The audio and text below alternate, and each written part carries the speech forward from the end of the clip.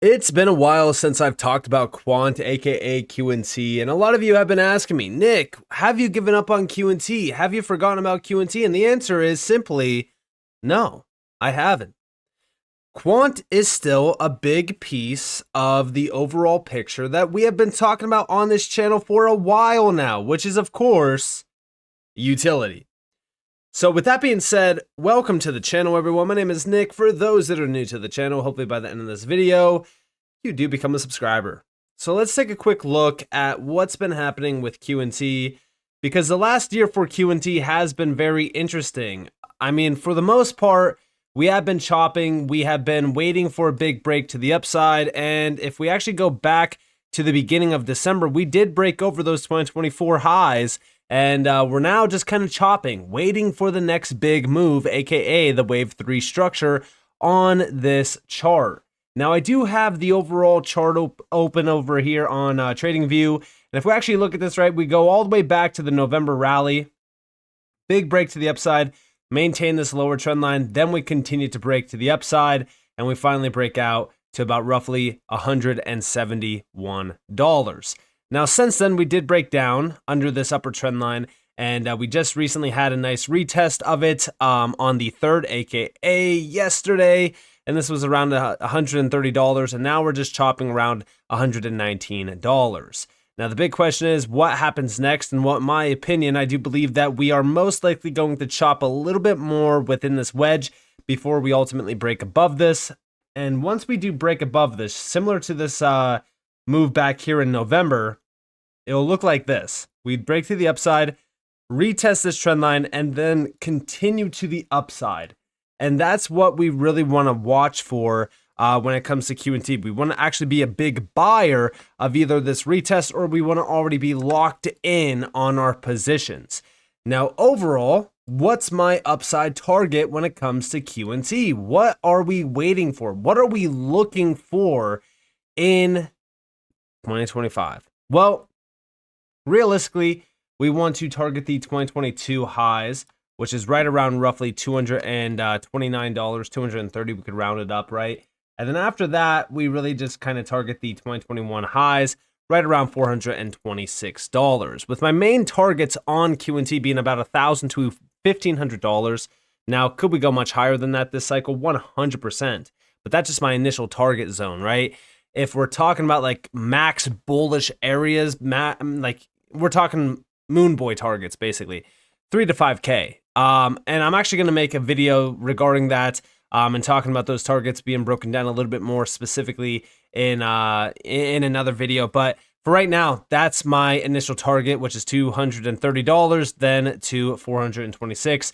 Then we go into price discovery. But it looks like QNT is brewing for a big move here, which I have been waiting for a little bit of time. QNT is one of those positions that I actually have a weekly buy set up on QNT, in which I just buy it and send it right over to cold storage because it's just a long-term hold for me.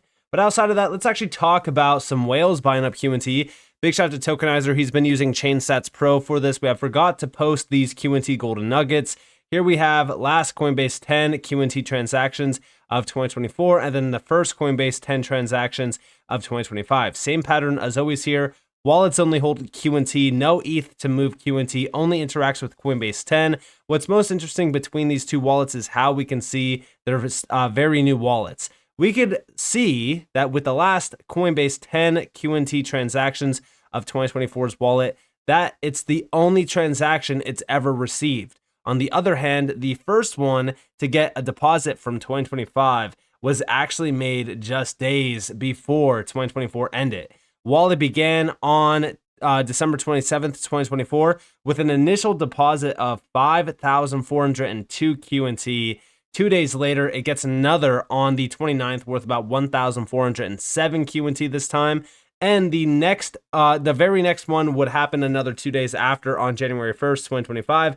Don't forget, last year we also saw some strange activity on QNT, Coinbase 10 towards the start of the year, and now looks like the cycle may be starting again. And if we actually look at this, right, I can open up these two in a new tab, and here we could actually see $217,000 worth of total token holdings.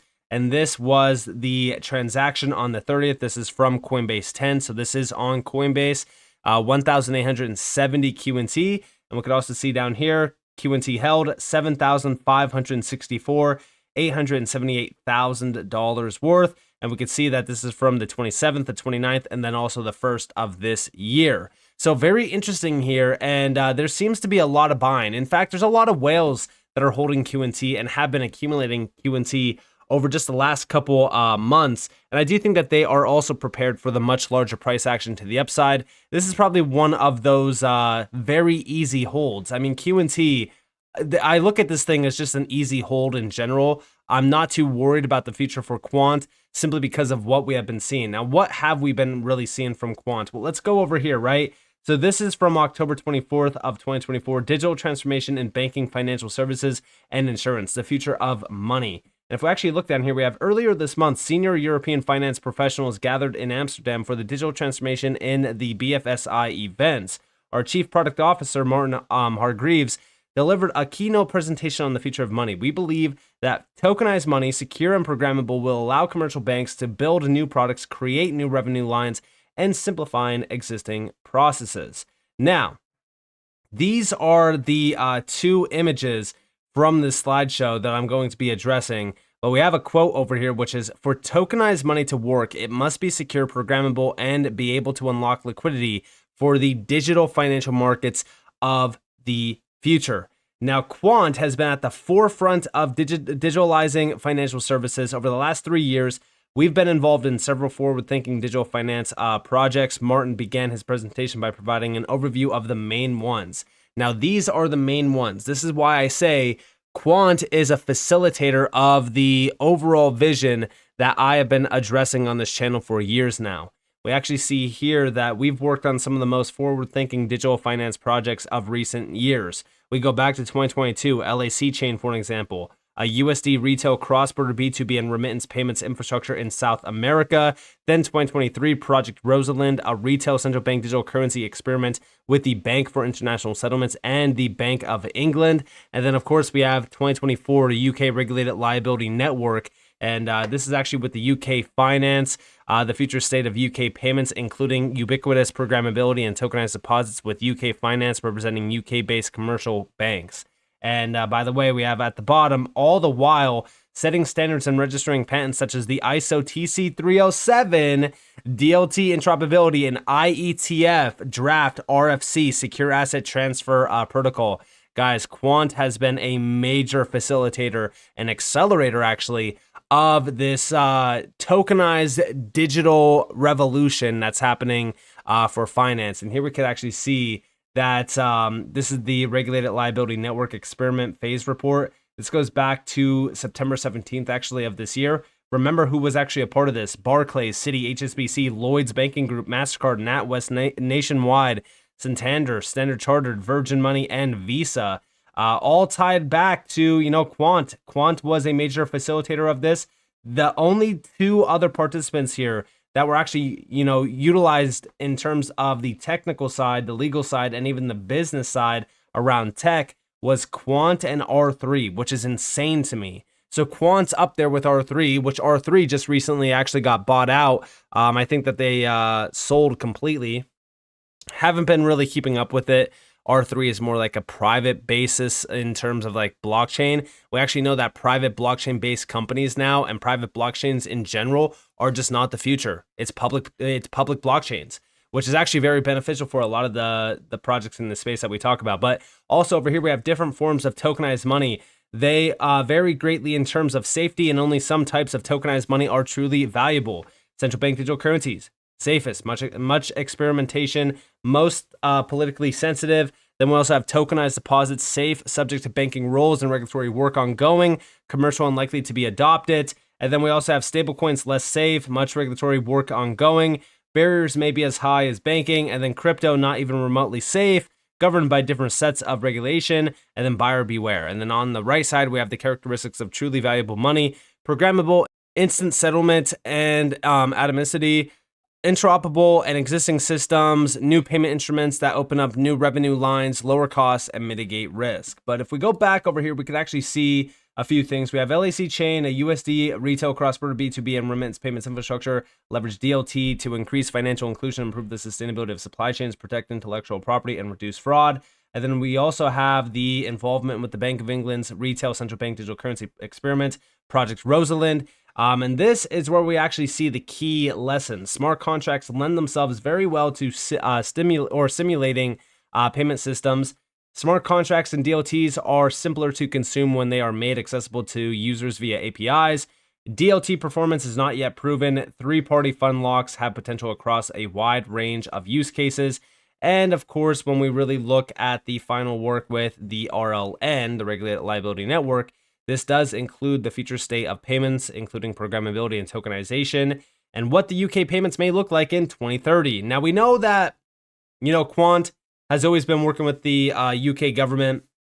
They've been a big player, actually, around digitizing the entire UK financial economy, which I think everyone should focus on. I mean, listen, if we go all the way back to the early days of Quant, we know that they have been working with the UK forever. If this is like September of 2020, for an example, right? Quant was named a supplier on the UK government's CCS G Cloud 12 framework.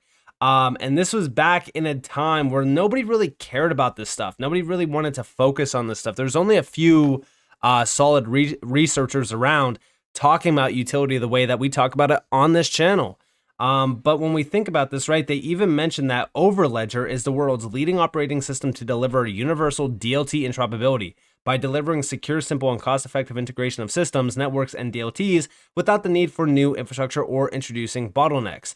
Overledger operating system enables fast, easy deployment of solutions. And when we think about this, right, we go back to the early images that we've always addressed on this channel, which is how all of this connects blockchains, payment APIs, enterprise blockchains, banking APIs, all that, all to one through the Overledger operating system. When we think about Quant and what they're actually building here, it's the operating system, if you will, for the world. And it's all going to, welcome in tokenization, digitalization. And this has been in place for a very long time. And it's been happening for a very long time as well. And also don't forget that back in October of 2023, Quant joined the UK Finance. And we're proud to announce that we have joined the UK's preeminent financial services association and will be speaking at the UK Finance's Digital Innovation Summit later this month. And, this is a very big deal. When we think about the connections here, when we think about the networking that Quant has been doing for a while, all of this is leading us down a path to Quant basically becoming a major facilitator for the UK government and their financial system, essentially, by welcoming in the integration of DLT within it as well. It all goes back to, ISO TC 307, which is interoperability, connecting these DLTs, connecting these blockchains to the traditional world, and Quant's a facilitator of that. You could go and look at Chainlink, sure you could, but what Quant's really kind of doing is they're connecting central banks and the infrastructure around central banks to DLT. That way we don't actually have to create a new infrastructure for this digital tokenized world. Now, are they competing in terms of what Quant is doing and what Chainlink is doing? I don't think so. I kind of look at this, it's in a similar light of like XLM and XRP, where I think the future is very, very bright for both of them.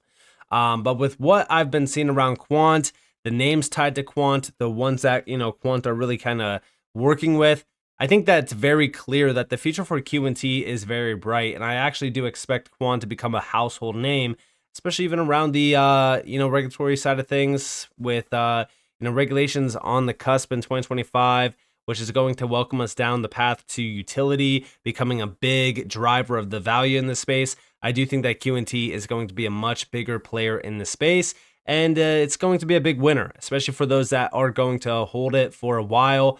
I lock away QNT because I just don't care to sell QNT at this current moment in time, or even at $1,000, because I do think that the future for QNT is very bright. So with that being said, I hope that you guys enjoyed this video. If you guys did, definitely leave a like, subscribe, turn notifications on for some more free content.